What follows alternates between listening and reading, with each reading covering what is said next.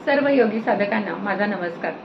तुम्हाला माहिती आहेच की आपलं शरीर हे पंचमहाभूतांपासून बनलेलं आहे। पृथ्वी, आप, तेज, वायू आणि आकाश।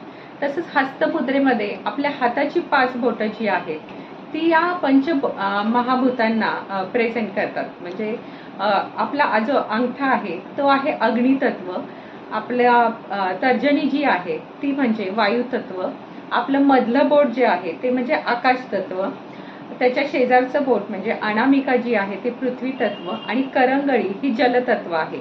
म्हणजे अग्नी, वायू, आकाश, पृथ्वी आणि जलतत्व। तर हे अग्नी कशामुळे पेट घेतो तर वायूमुळे पेट घेतो। वायूच्या वर काय आहे? आकाश आहे। आकाशाच्या खाली काय आहे? पृथ्वी आहे आणि पृथ्वीवर काय आहे? पाणी आहे।